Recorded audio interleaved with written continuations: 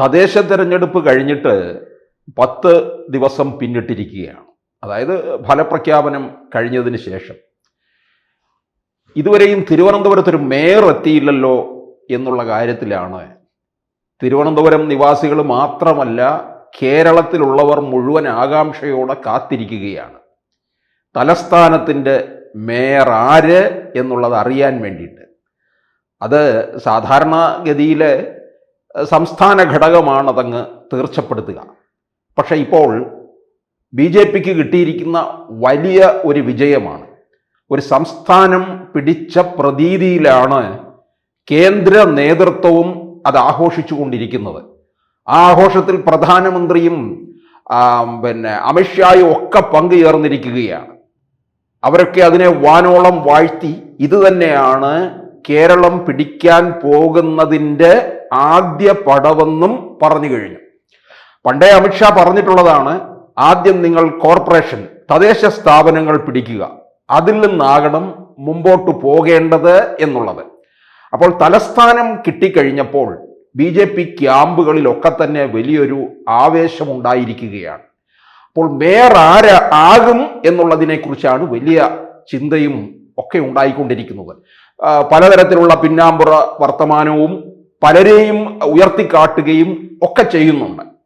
നമുക്കറിയാം, ഇവിടെ പ്രധാനമായിട്ട് പറഞ്ഞു കേട്ടത് VV രാജേഷ്, അതുപോലെ തന്നെ ശാസ്തമംഗലം വാർഡിൽ നിന്ന് വിജയിച്ച മുൻ DGP ശ്രീലേഖ, അതുപോലെ കരമന അജിത്ത് എന്നീ പേരുകളാണ് മുൻനിരയിൽ നിൽക്കുന്നത്.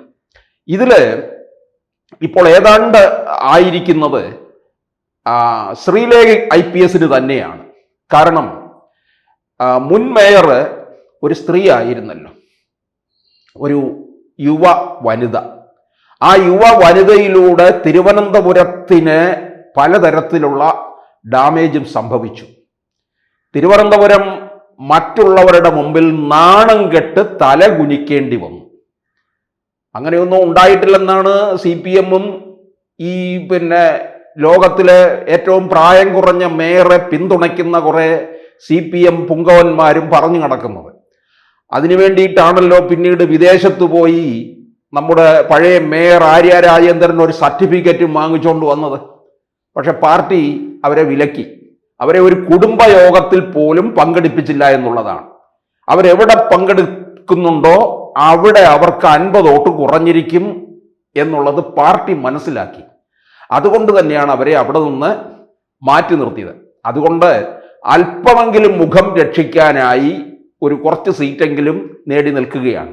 ഇല്ലെന്നുണ്ടെങ്കിൽ ആര്യ രാജേന്ദ്രൻ ഇറങ്ങി പ്രവർത്തിച്ചിരുന്നുവെങ്കിൽ, ഈ 101 വാർഡുകളിലും പ്രവർത്തിച്ചിരുന്നു എങ്കിൽ CPM-ന്റെ മേൽവിലാസം തന്നെ ഇവിടെ നിന്ന് നഷ്ടപ്പെടുമായിരുന്നു. കാരണം അത്രത്തോളം തിരുവനന്തപുരത്തെ അപകീർത്തിപ്പെടുത്തുകയാണ് ചെയ്തത് മുൻ മേയർ.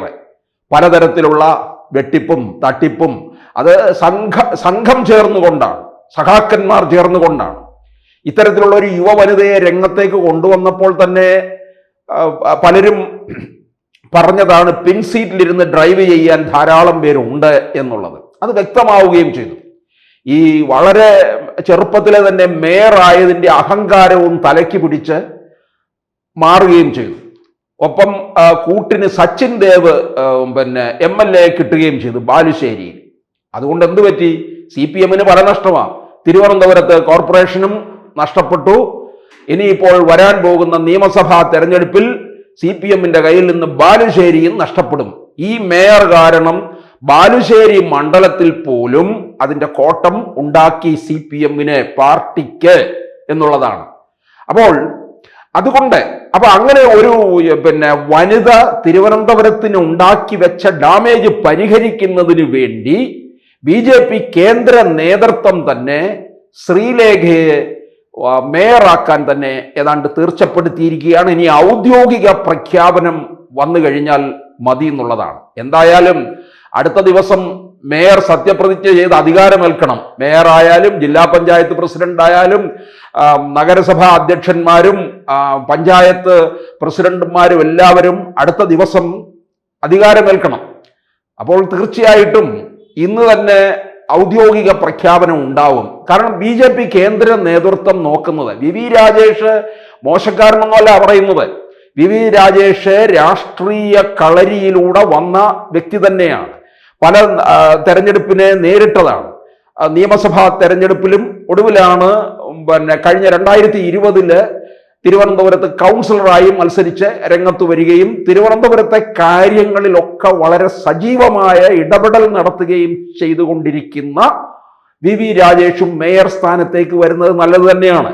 പക്ഷെ കേന്ദ്ര നേതൃത്വം നോക്കുന്നത് ശ്രീലേഖയെ പോലെയുള്ള ഒരു ഹൈ പ്രൊഫൈലായിട്ടുള്ള, കാരണം ഇവിടെ ഒരു മേയർ അധികാരമേറ്റ് കഴിഞ്ഞാൽ, BJPയുടെ മേയർ അധികാരമേറ്റ് കഴിഞ്ഞാൽ പ്രധാനമന്ത്രി 45 ദിവസത്തിനകം തിരുവനന്തപുരത്തെത്തും. ഒരു 3-4 മാസം കഴിയുമ്പോൾ നിയമസഭാ തെരഞ്ഞെടുപ്പിനെ നേരിടാൻ പോവുകയാണ്. അപ്പോൾ വലിയ പദ്ധതി പ്രഖ്യാപനങ്ങളൊക്കെ തന്നെ ഉണ്ടാകും, പ്രത്യേകിച്ച് തിരുവനന്തപുരത്തിന് ഉണ്ടാകും. തിരുവനന്തപുരം നമുക്കറിയാം, മുമ്പ് തന്നെ ഞാൻ പല വീഡിയോകളിൽ പറഞ്ഞിട്ടുള്ളതാണ്, എല്ലാ MP-മാരും ഇവിടെ നിന്ന് ജയിച്ചു പോയിട്ടേ ഉള്ളൂ, തിരുവനന്തപുരത്തിന് വേണ്ടി ഒന്നും ചെയ്തിട്ടില്ല എന്നുള്ളതാണ്. ഇപ്പോൾ MP ആയിട്ട് നിൽക്കുന്ന ശശി തരൂർ വരെ നോക്കിക്കഴിഞ്ഞാൽ തിരുവനന്തപുരം ഇപ്പോഴും പഴയ പടിയിൽ തന്നെ നിൽക്കുന്നതാണ്. ഇതിനൊരു മാറ്റം BJP കേന്ദ്ര നേതൃത്വം, നമ്മുടെ പ്രധാനമന്ത്രി കാണുന്നുണ്ട്. തിരുവനന്തപുരം ഇന്ത്യയിലെ പ്രധാനപ്പെട്ട 3 നഗരങ്ങളിൽ ഒന്നാക്കി മാറ്റും. കാരണം അതിനുള്ള സാധ്യതകൾ വളരെ കൂടുതലാണ്. തൊട്ട് ചേർന്ന് കിടക്കുന്ന വിഴിഞ്ഞം പദ്ധതി വളരെ വൈകിയാണെങ്കിലും അത് ഈ നരേന്ദ്രമോദി സർക്കാരിന്റെ കാലത്ത് നമുക്ക് അതിന് വേണ്ട തരത്തിലുള്ള പ്രൊമോഷൻ ലഭിക്കുകയും ചെയ്തു എന്നുള്ളതാണ്. അപ്പൊ ഇതിലൂടെ രാജ്യത്തെ അറിയപ്പെടുന്ന ഒരു പട്ടണമാക്കി തിരുവനന്തപുരത്തെ മാറ്റാൻ കഴിയും. ഒരു രാജകീയ പ്രതാപം നിൽക്കുന്ന ഒരു പട്ടണം കൂടിയാണ് തലസ്ഥാനമായ തിരുവനന്തപുരം. അപ്പോൾ അതിൻ്റെ ആ ഒരു പ്രതാപം നിലനിർത്തിക്കൊണ്ട് മഹത്വവൽക്കരിക്കുക എന്നുള്ളതാണ് പാർട്ടി ആലോചിക്കുന്നത്. അപ്പോൾ അത്തരത്തിൽ പ്രൊഫൈലുള്ള ഒരാള്, മുൻ DGP ആയിരുന്ന ശ്രീലേഖ, ആദ്യ വനിതാ IG ശ്രീലേഖ എന്നൊക്കെയുള്ള ഒരുപാട് വിശേഷണങ്ങൾ ശ്രീലേഖയ്ക്ക് ഉണ്ട്.